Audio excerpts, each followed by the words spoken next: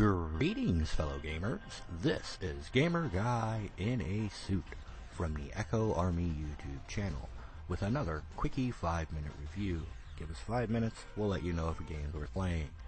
Today, I'll be bringing you a review of the new puzzle platformer Mushroom 11.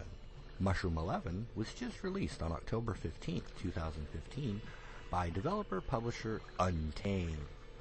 Untamed has actually won several awards for this game already.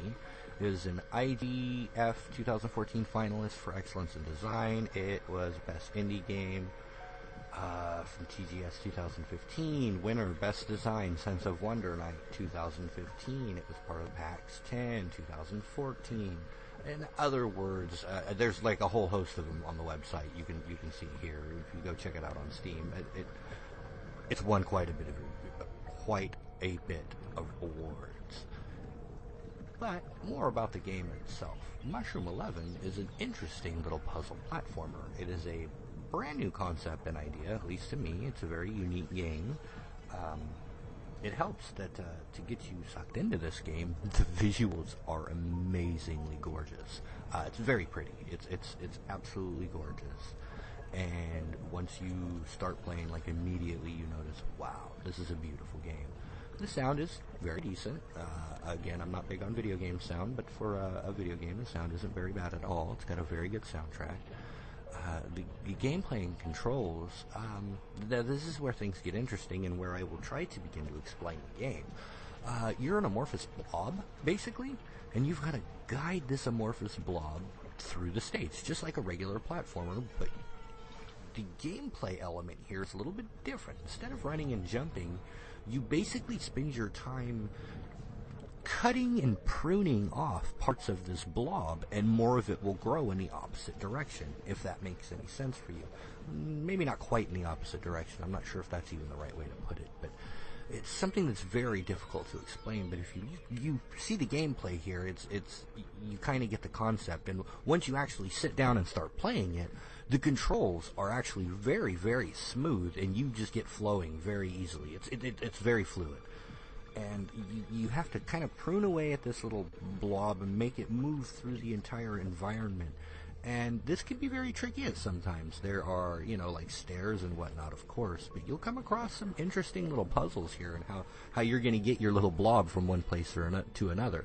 And there's interesting things you can do with your little eraser thing. You can make it larger or smaller, depending on how precision you would like to get your pruning. And I've noticed there are times that it's actually come in handy. You can even cut them in half. Now, you won't be able to control both. Eventually, you'll lose one of those halves. But believe me, this will come in handy more often than not.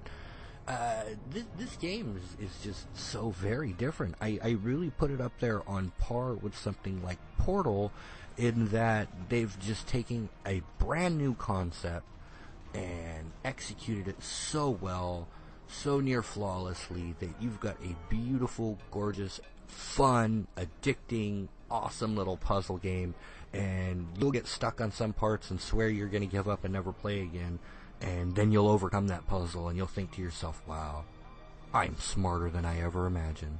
These puzzles genuinely make you feel smart, like smart, real smart. This game, I'm going to have to go ahead and give it a 4 out of 5. It doesn't seem to be repeating itself very much. I've already made it to the 3rd or 4th level, and one of my favorite things is at the end of each level, there is a boss that you have to defeat. Now, this isn't something you would have expected when you first started playing, but there is a boss that you have to defeat at the end of each level, and you have to go about these things in a very interesting manner. It makes you think. The first boss I fought was a plant boss, and that one wasn't too bad. It kind of prepared me for the second boss. The second boss was the spider, and that one was a little more difficult. It was kind of fun watching you have to kind of set yourself up to be flying all over the screen and splitting this thing at the right time, and you got to give this game a try. You really do. I would give it a 4 out of 5. It's definitely worth the $15. So, Mushroom 11, try it out. This has been Gamer Guy in a Suit from the Echo Army YouTube channel with another 5-minute review, giving the thumbs up to Mushroom 11. Give us a thumbs up and maybe a subscribe, and we'll see you next time. Thanks a lot. Happy gaming!